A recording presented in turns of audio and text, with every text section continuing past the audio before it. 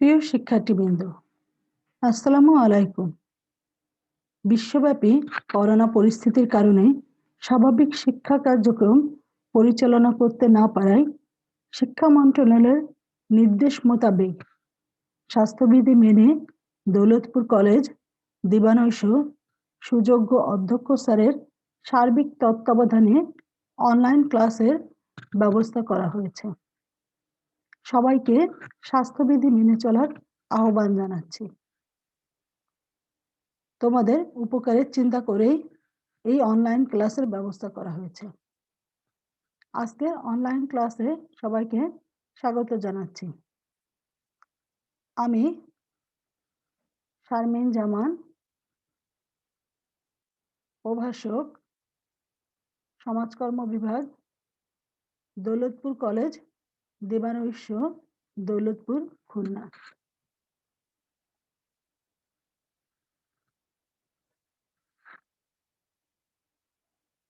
আজকের পাঠ পরিচিতি।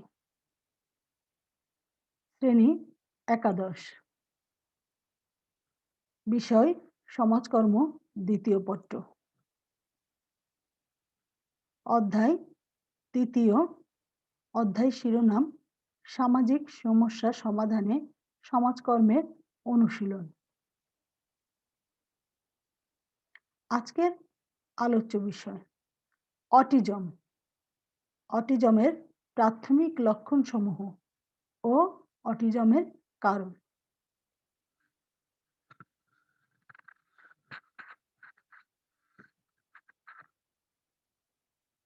আজকের এই ক্লাস শেষে তোমরা যা জানতে পারবে বা বলতে পারবে, অটিজম কি তা বলতে পারবে। আমেরিকার সাইকিয়াট্রিক অ্যাসোসিয়েশনের ব্যাখ্যা অনুযায়ী অটিজম কি তা বলতে পারবে। আবিধানিক সংজ্ঞা অনুযায়ী অটিজম কি তা বলতে পারবে। কে সর্বপ্রথম অটিজম শব্দটি ব্যবহার করেন তা বলতে পারবে। কি কারণে এই মানসিক সমস্যার নাম অটিজম রাখা হয়েছে তা বলতে পারবে। অটিজমের প্রাথমিক লক্ষণসমূহ বলতে পারবে। অটিজমের কারণ সম্পর্কে, মানে কি কারণে অটিজম হয় সে সম্পর্কেও তোমরা বলতে পারবে।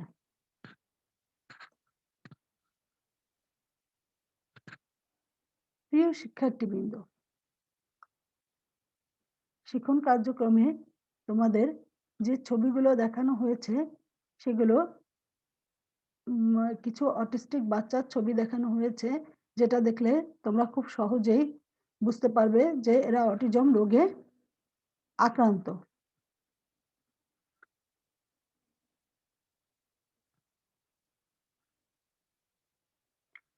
প্রতি বছর সারা বিশ্বে ২রা এপ্রিল অটিজম সচেতনতা দিবস হিসেবে পালিত হয়। মানে ২রা এপ্রিলে অটিজমকে সচেতনতা দিবস হিসেবে সারা বিশ্বে পালন করা হয়। অটিজমটা আসলে কি? আমরা অনেকেই অটিজম আর প্রতিবন্ধী বিষয়টা মিলিয়ে ফেলি। আসলে অটিজম আর প্রতিবন্ধী বিষয়টা অনেকটাই আলাদা।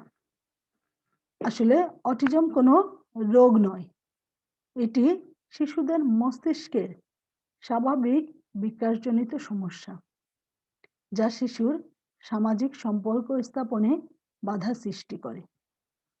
অটিজম বৈশিষ্ট্য সম্পন্ন শিশুর চেহারা খুবই সুন্দর, কিন্তু সে বাবা আপনজনের ডাকে সাড়া দিতে নীরব থাকে। মানে যদি তাকে কেউ ডাকে সে সেখানে কোনো ডাকে সাড়া দেয় না এবং সে চুপচাপ থাকে। নীরব থাকা বলতে এখানে চুপচাপ থাকাকে বোঝানো হয়েছে।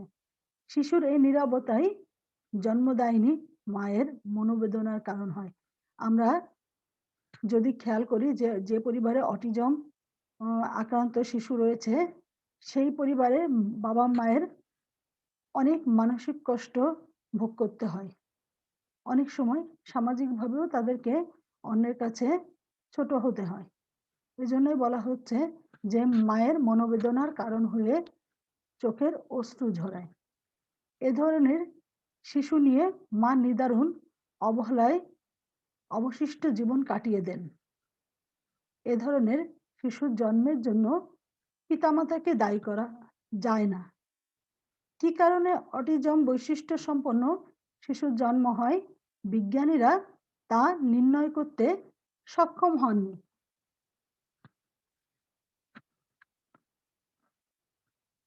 অটিজম শব্দটি গ্রিক শব্দ অটোস থেকে এসেছে। এর অর্থ স্বীয় বা স্বয়ং।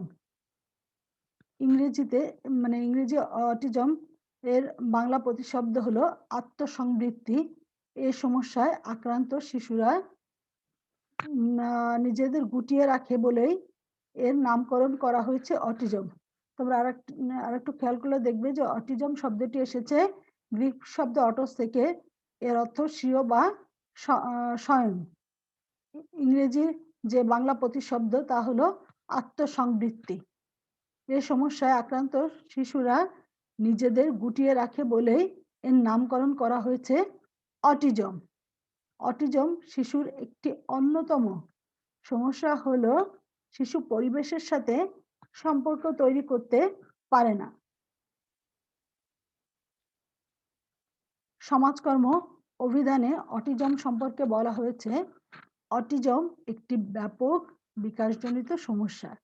এতে ব্যক্তির মধ্যে বাইরের জগৎ সম্পর্কে সামান্য আগ্রহই পরিলক্ষিত হয়।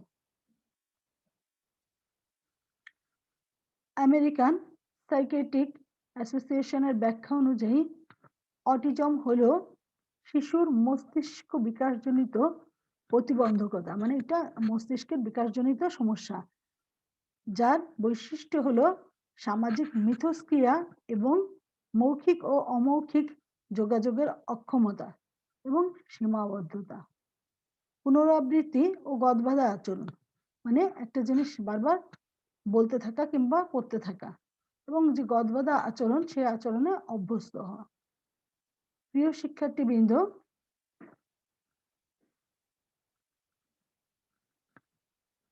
অটিজমের সম্পর্কে আরো বিস্তারিত জানতে গেলে আমরা দেখব এর আবিধানিক সংজ্ঞা অনুযায়ী অটিজম আসলে কি। অটিজম হলো এমন একটি মারাত্মক মানসিক অবস্থা যা শিশু বিকাশ লাভ করে অন্যের সঙ্গে যোগাযোগ স্থাপন বা সম্পর্ক প্রতিষ্ঠায় ব্যক্তি অক্ষম হয়। বিকাশের সমস্যা হয় এবং অন্যের সঙ্গে তারা যোগাযোগ স্থাপনে অক্ষম হয়। 1943 সালে আমেরিকার মনোরোগ বিশেষজ্ঞ লিও ক্যানার বিশেষ ধরনের মনস্তাত্ত্বিক সমস্যায় আক্রান্ত শিশুর মধ্যে এ রোগটি শনাক্ত করেন এবং সর্বপ্রথম অটিজম শব্দটি ব্যবহার করেন। 1943 সালে সর্বপ্রথম যে আমেরিকান মনোরোগ বিশেষজ্ঞ লিও ক্যানার এই মনস্তাত্ত্বিক সমস্যায় আক্রান্ত শিশুদের রোগটি শনাক্ত করেন এবং অটিজম শব্দটি ব্যবহার করেন।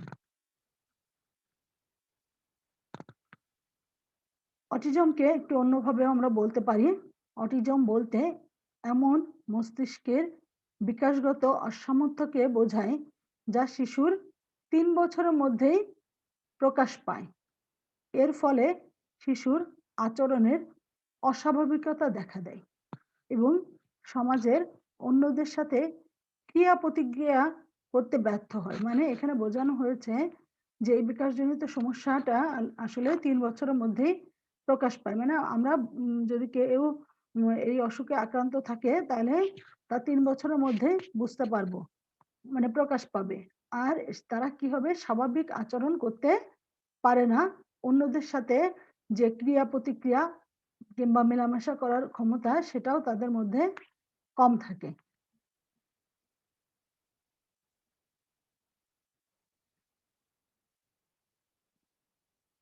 আমরা অটিজমের কিছু লক্ষণ দেখব, যে লক্ষণগুলো দেখলে আমরা অনেকটা ধারণা করতে পারি যে অটিজম শিশুরা কেমন হয়। শিশু যদি অযথা হাসে, কোনো ভয় বা বিপদ না বোঝে, যেখানে ভয় পাওয়ার দরকার সে ভয় বুঝতে পারছে না, কিংবা বিপদে পড়েছে সেটাও সে বুঝতে পারছে না। ব্যথা পেলে যদি না কাঁদে, একটা মানুষ স্বভাবতই ব্যথা পেলে কেঁদে ওঠে কিংবা কষ্ট পায়। সেক্ষেত্রে এই অটিজমে আক্রান্ত শিশুরা ব্যথা পেলে কাঁদে না।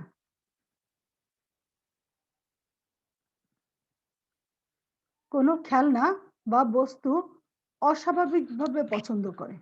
মানে একটা বাচ্চার যে স্বাভাবিকভাবে পছন্দ করার ক্ষমতা সেটা এক্ষেত্রে অস্বাভাবিক পছন্দ করাটা দেখা যায়।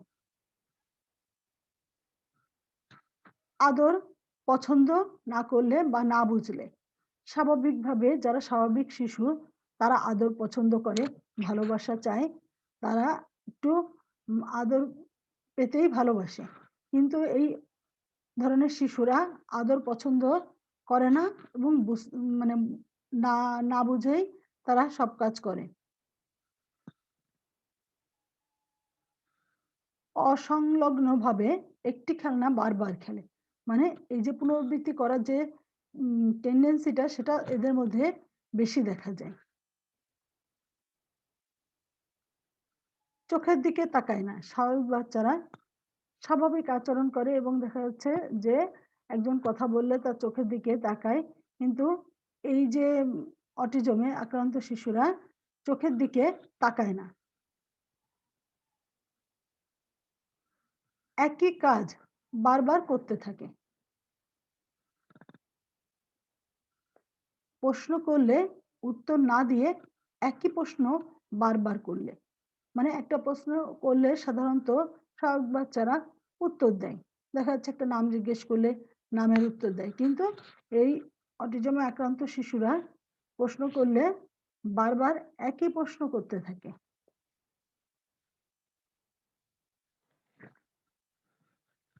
অন্যদের সাথে খেলতে বা মিশতে চায় না। আমরা দেখি বাচ্চারা খেলতে বা মিশতে খুবই পছন্দ করে। কিন্তু এই রোগে আক্রান্ত শিশুরা খেলতে বা মিশতে চায় না। নিজেদের চাওয়া বোঝাতে সমস্যা হয়। অনেক সময় মানে আমরা দেখি যে অটিজমের যারা আক্রান্ত তারা অঙ্গভঙ্গি ব্যবহার করে।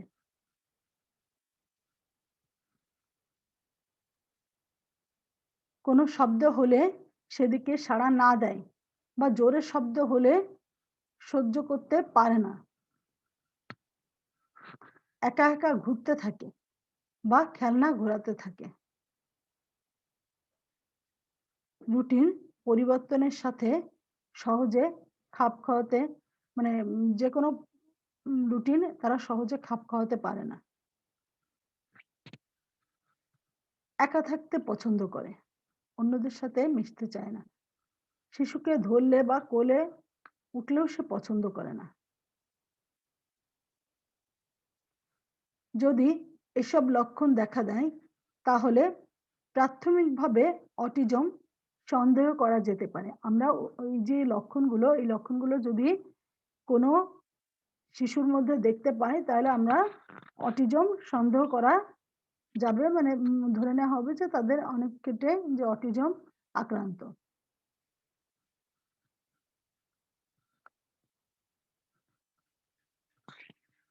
প্রিয় শিক্ষার্থীবৃন্দ, আমরা অটিজমের লক্ষণগুলো দেখলাম এবং অটিজমের কারণগুলো এখন বিস্তারিতভাবে বলা হচ্ছে।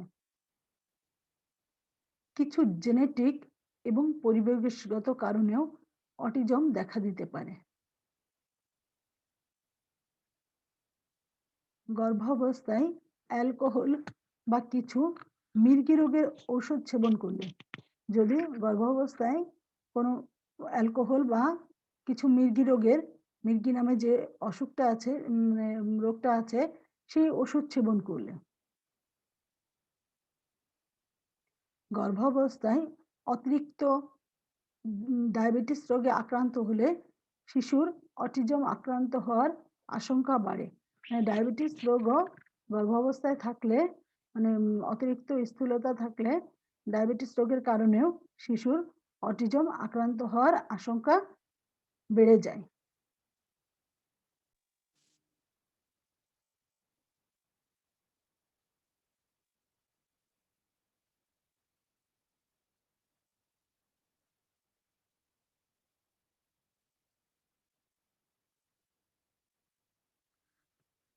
বেশি বয়সে সন্তান নিলে শিশুর অটিজমের সম্ভাবনা আরো বেড়ে যায়। মানে অতিরিক্ত বয়সে বাচ্চা নিলেও অটিজম হতে পারে। শহরে শিক্ষিত ধনী পরিবারে অটিজমে আক্রান্ত শিশুর সংখ্যা তুলনামূলকভাবে বেশি।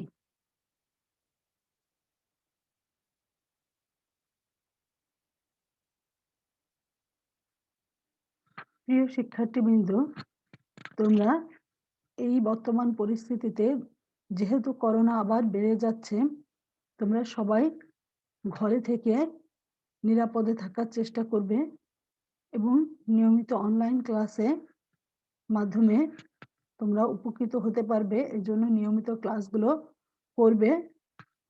আবার পরিবেশ স্বাভাবিক হলে আমাদের স্বাভাবিক শিক্ষা কার্যক্রমে আমরা অংশগ্রহণ করতে পারবো।